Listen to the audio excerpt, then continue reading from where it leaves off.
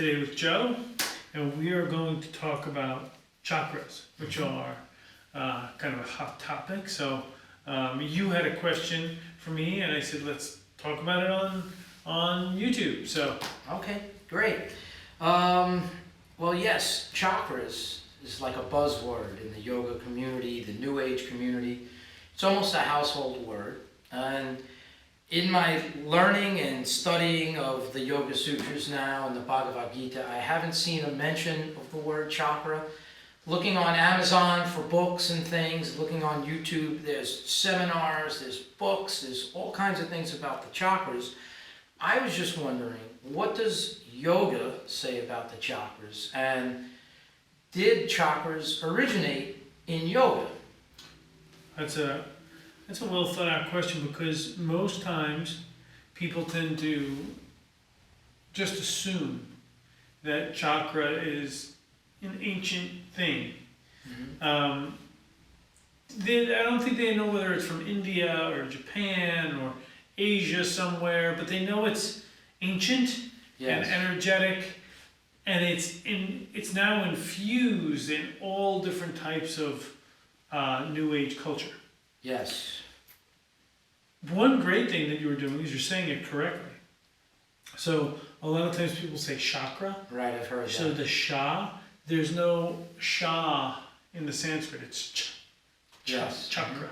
It's actually, the way they talk about it in some of the Puranas is the chakra is a wheel or a disc. It's actually a weapon that Vishnu carries. He has the Sahasra chakra that he carries with him, and it's a weapon almost like a boomerang, like an atomic boomerang that he would throw. And it just means wheel, is what the actual meaning. Is that the first reference of chakra, do you know? I don't know where the first reference is. It might be in the Vedas somewhere, but it's definitely not referred to in the sense of what we know it as today. The first references of it is definitely of a chakra, like a discus weapon, not some energy center in the body. Wow. So the way this came to be was Madame Blavatsky, she ran the Theosophical Society. And this was a New Age type of movement. Aleister Crowley was associated with it. It had Krishnamurti was associated at one point. Really? Wow.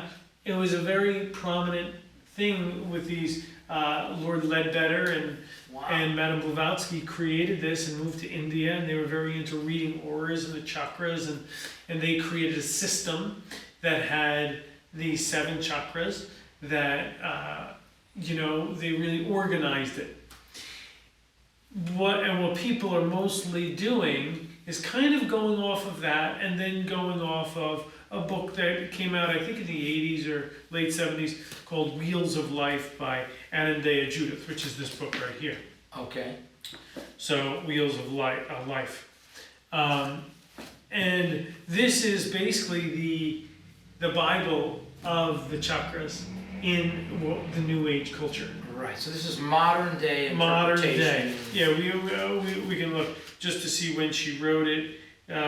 She wrote it 1987. So the first copy, 1987. So this movement was mid-20th century. Yeah. You would say. Okay. Yeah, like very, very modern. And she got a lot of her stuff from the Theosophical Society. Okay. Which associated, then they put color therapy with it. Not that the chakras didn't have colors. They do.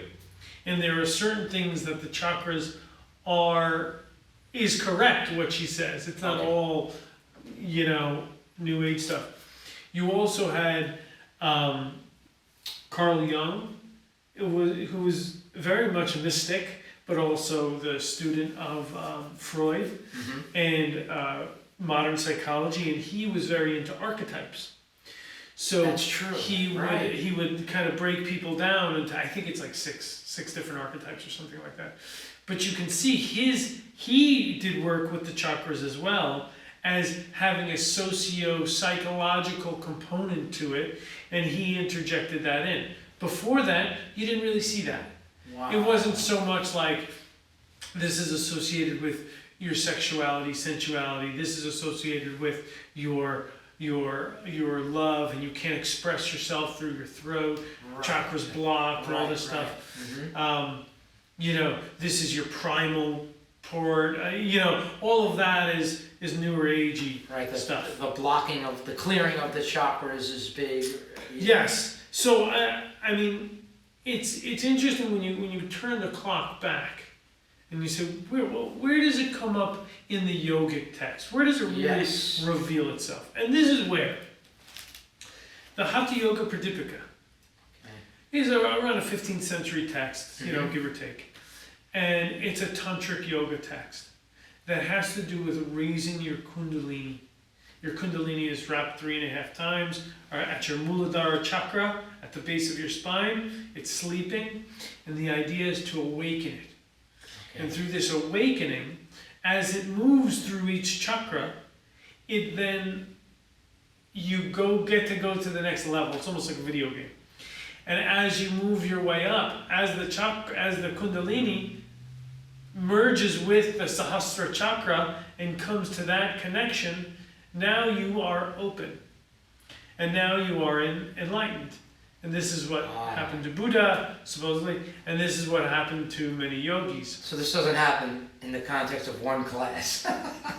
No way. This is like a long process. And there is a systematic process of cleansing the body as you do it. And they warn against, if you don't do these cleansing, these kriyas, The kriyas, right. then your kundalini will hit a blockage and not be able to pass, and this will create stagnation and problems in the body. So then you have, fast forward to today, and you have somebody who just says, my heart chakra is blocked, my throat chakra is blocked, and I just need to clear this. But that's not the way it was traditionally put forth. Okay. Now, that being said, I was an acupuncturist for 15 years. I taught acupuncture at the New York College, and all of the main chakra points that they talk about are major energy centers in acupuncture as well. Do they call them chakras in? No. They're just acupuncture points. Okay. But they're major acupuncture points. They would be CV1, CV4, CV12, CV14, CV17, CV22, Yin Tang, and Du 20. Wow. So, these are your 7 chakras. And very interesting that they correlate. I used to do an acupuncture treatment that would revolve around this loosely, like some of them I wouldn't needle. But, so I'm not saying that what is being said in this New Age sense is not valid, or doesn't have some component of truth to it. Mm-hmm. But what I am warning against, especially in the yoga community, is that we speak as if it's part of our tradition. Okay. Yes. Do you know what I mean? We speak as if it's Yes. thousands of years old. And if you opened with, this is pretty much a thing that's about 100 years old, and you put it forth like that, I don't think people would give it as much weight as they do, because they think it's an ancient practice. So, I brought some of the books out just to kind of review some of that, Okay. and just see what the actual books say. And this really is fairly modern in the sense that it's not thousands of years old. It's maybe 500-600 years old from what you're reading from right now. Very true. And before that, you're not really seeing it as a real practice. You were seeing it as that weapon wheel. Yeah, a weapon wheel, right? Right. Okay. So in a way, you have to understand before you even talk about the chakras, and I wish the New Age people that are pushing the chakras, or that are claiming they're, I know about the chakras, they would understand 3 basic channels. They would understand the Sushumna, the Ida, and the Pingala. And these are they culminate here in your nostrils, but they're weaving around this Sushumna, which is the central vessel. So are those the nadis? Correct. Okay. These are three of the main nadis. The Maha Nadi, which is the Sushumna, runs up the center, and then you have the Ida and the Pingala moving, crisscrossing through. And then as the whole purpose of the chakras is to marry this all together, Wow. so it has a pathway to move clearly. Yes. So we can see the first part, where they really kind of start to delve into the chakras is when all the nadis and chakras, which are full of impurities, are purified. So that tells us right away they're full of impurities. People think they got problems with one chakra. No, we've got problems with all our chakras. Like they're filled with impurities, right? Wow. So when all the nadis and chakras, which are full of impurities, are purified, then the yogi is able to retain the prana. And you start to have prana seep into the sushumna. And then this is part of the enlightenment, which I have not seen myself, just to be clear. So, I'm 2 steps away. right, yeah, right. So my next question is, basically, how do you purify it then? Right. Right. Which they give us because it's a good text. A good text like the Yoga Sutras, like the Bhagavad Gita, like the Hati, it will will prompt you to ask questions. And us, the reader, should be a diligent student to ask these questions so then we can get the answers in the next one. Yes. So then, therefore, prana should be done daily. Therefore, pranayama should be done daily with a sattvic state, a pure state of mind, right? So that impurities are driven out of the sushumna nadi and purification occurs. So one of the reasons why we do Kapalabhati and Bhastrika breathing is to clear out excess mucus, they say mucus, out of the sushumna. So we can make room for the kundalini to move through the chakras. Wow. Isn't that amazing?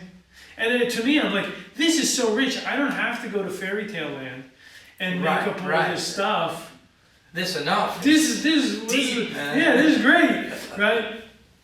And one of my biggest things is, if you go into the Tibetan tradition of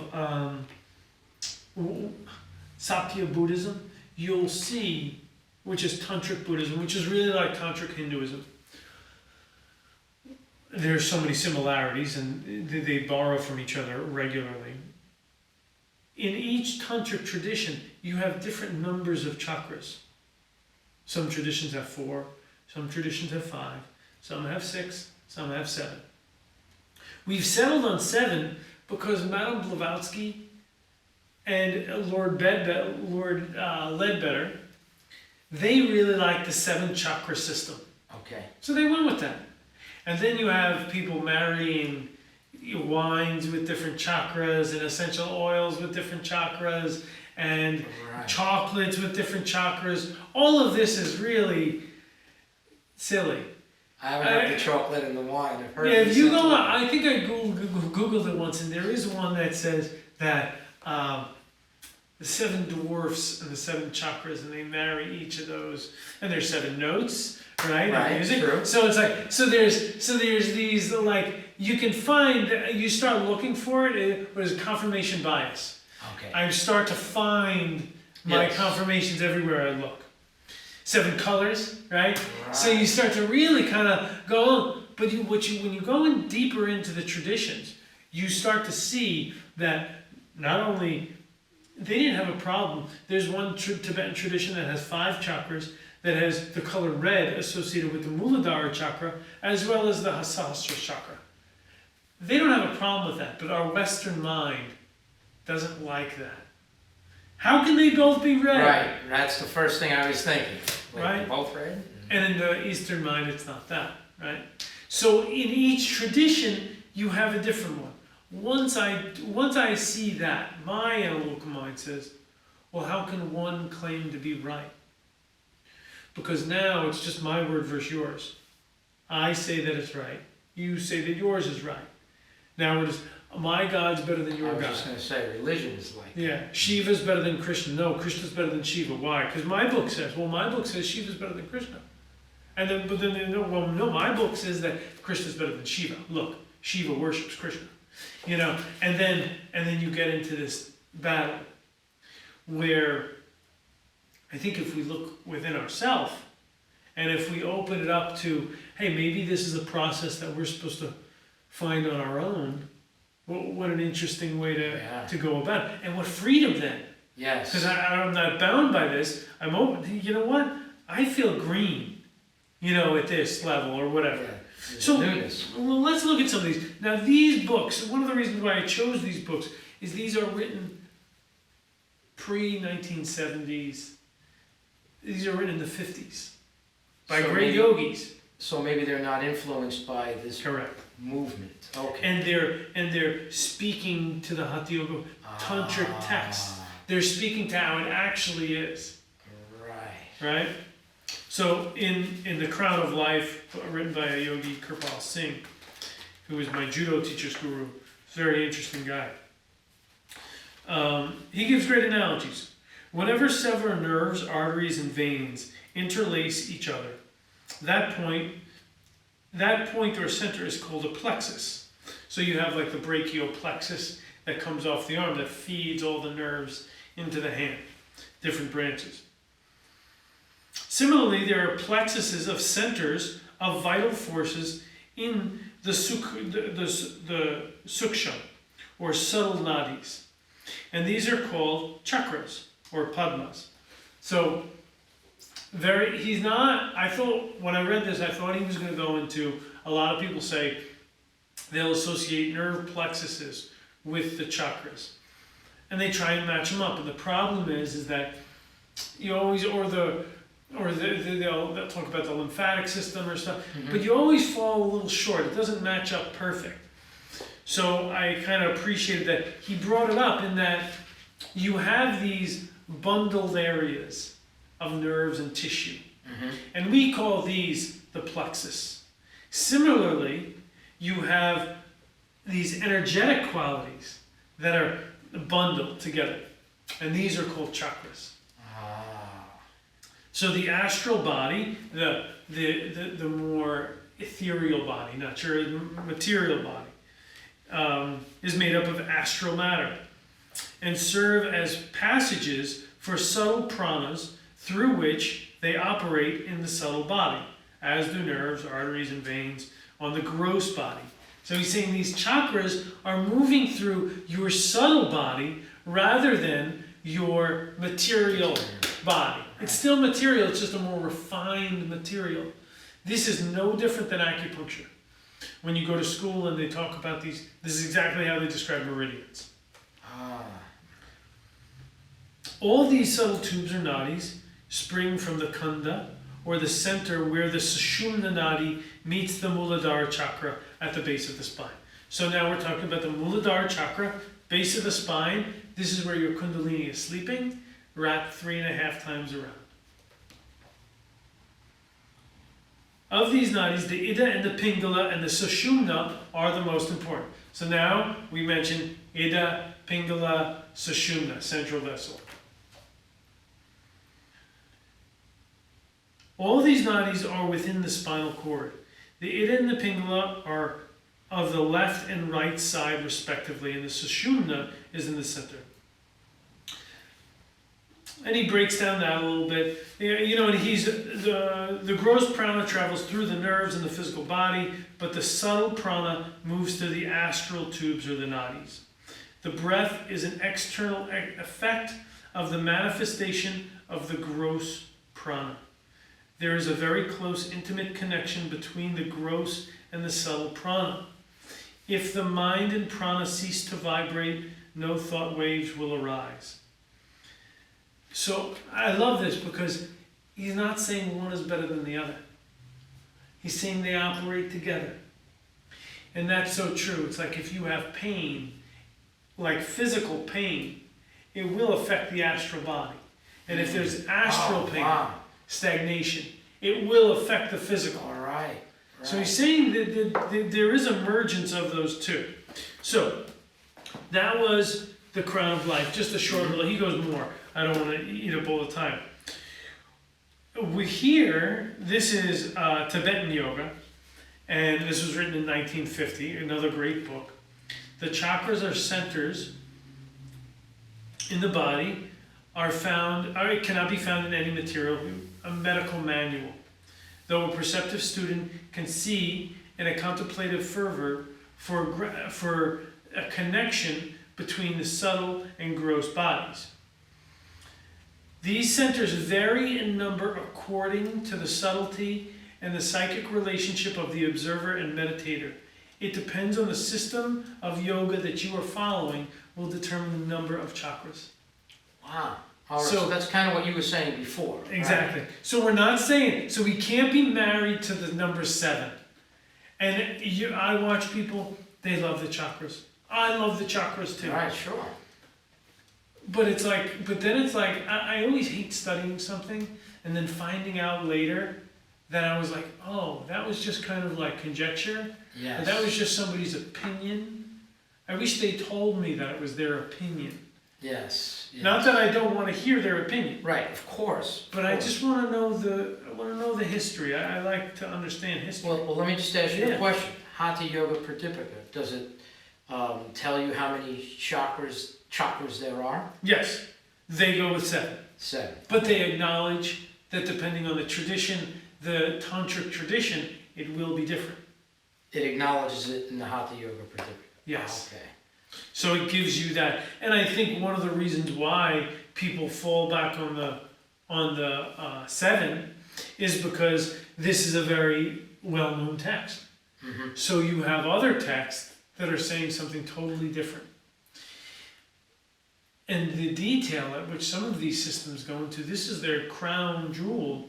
The modern their systems system. we're saying. No, even the tradition. Okay. This is how they reach enlightenment. Ah. So they don't share this stuff. Most tantric systems are very private. Yes. And they don't want to share. It's secret. That's part of, so when you take like a tantric sex workshop or something like that, that's given by so-and-so a person that's advertising it and collecting money for it. It's not really like they're part of a tantric tradition. They're taking one aspect of the tantric tradition and kind of westernizing it. Yes. Mm-hmm. Which, I don't know. I always we're messing with the subtle energies, so I'd be careful. But, so here, he says, it should be pointed out that in some Tibetan manuals of higher learning, of higher yoga, there is to be found an arrangement of the reticulation of the psychic system which seems to belie the more accepted divisions of the subject. For instance, in a right to produce transference of consciousness, we find 21 centers mentioned, as opposed to in other texts we have 7, 5, 4, 12. So it is really up to the reader and the practitioner to determine which one suits them best. So I like that because it's giving you power to figure out on your own. Yeah. It's pretty impressive. Here, the power also the concept of the Kundalini or serpent power is an important feature within yoga. Inside the perineum, it is taught is a taut coiled snake representing unmeasured psychic potential, which it is the business of the skilled yogi to awaken. This is the whole purpose of many systems of yoga, is to awaken this psycho-spiritual energy, full consciousness, and bring it up through the chakras. This is the purpose. Passing through each center. The power of life and activity along a line of trajectory, which the chakras are the focal centers. So they're almost like, most people picture the chakras this way, spinning this way. Right. Mm-hmm. The chakras are actually spinning this way. Like plates, in other words. Like plates. Stacked up. Not plates that I would put the plate like face on a wall. this way. Right. It would be, and they're inside. Not on the surface. So people all the time, they take the pendant and they see which way your chakra is spinning, right? you're thinking it's spinning this way. It's spinning inside. So it's like a disc through the Yeah, body. exactly. And this is meant as like a, like the Kundalini would hit it and push through. This is why if the next chakra is blocked and it bangs it and it can't get through. I'm picturing like records, like spinning. Totally just like a record. Right. Wow. Okay, so passing through each center in turn, this will animate them into into throbbing ecstasy and power, so all things can be accomplished if the will is pure. At last, making its way through the aperture of Brahma, the top of the skull, the power goes to join with the ultimate source of all things. This is the purpose of the chakras. It's amazing what you can find. I mean, this is so interesting. That's in its own incredible. way. One of my, being an acupuncturist, somebody would come to me and they would have a problem. And there's a system of diagnosis within Chinese medicine. Your spleen is deficient, your lung qi is deficient, your yin is deficient, your yang is in excess, whatever. We would then have a treatment protocol for you. So it's challenging when somebody tells me that, oh, my yoga teacher told me that my chakra is blocked. And I said, well, what's the treatment protocol? If I ask the yoga teacher that treatment protocol, they don't have one. So then we shouldn't be diagnosing, or we shouldn't be putting forth that we're blocked or something like that, because we really don't know. And that begs itself a question of then what are we saying? What is blocked? And it's okay to say there's an energy center probably in there that's not functioning properly. And, acupuncture is a great way to regulate that. But other than that, it's very unclear how you would treat something like that. Yeah. Outside of pranayama, the kriyas, kriyas, right, all the kriyas, right. That's what they're geared towards. That's what Nauli Kriya is all about, right? So, Judith Anadea's book, she says, she acknowledges all of this in the introduction. She says that this is her systems, that it's a weaving of her viewpoints, of her, what she's taken from the chakras. So if you read this, you start to go, oh, she's not like, she was straight up and going, hey, this is my own version of the chakras. But somehow that got lost in the way. And then it's like, no, all the chakra stuff is associated with everybody else's ancient tradition.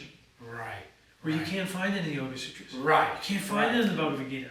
How come? Right. Well, because it's coming out of a 15th century tantric yoga text that right, deals with raising your kundalini energy.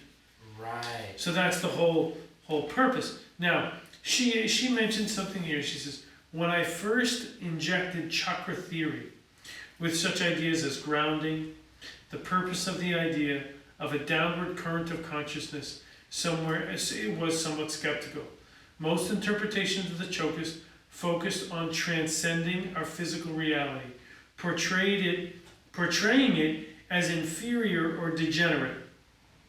Life is suffering, we are told, and the transcendental planes are an antidote. If life is suffering and the transcendentist is the antidote, the logic of this equation implies that the transcendentist is counter to life itself, a view I sincerely question in this book. So what she's saying there, we've talked about this a few times. The Judeo-Christian version of I am a dark soul. Mm-hmm. I am unworthy. And the yogic version of no, you are a blissful soul, Right. and you're just covered with Maya, Yes. with illusion. Pure soul versus corrupt soul Yes. theology or outlook. She's mistaken. She's mistaken in that she's putting her Western upbringing with that, and then using the chakras to kind of work around that. To study yoga means to understand, no, you're a perfect soul, Right. and you have Maya, and you Yes. have coverings. Mm-hmm. So, any other questions? No, that was deep, man. I didn't expect all that. That was wonderful. I mean, there's tons more, so I went a little long, but was that That's great. helpful? That was extremely helpful. And I have a newfound respect for pranayama Yeah, and what right? it does. It's cool. Great. Great. All Thank right, you. guys, thank you.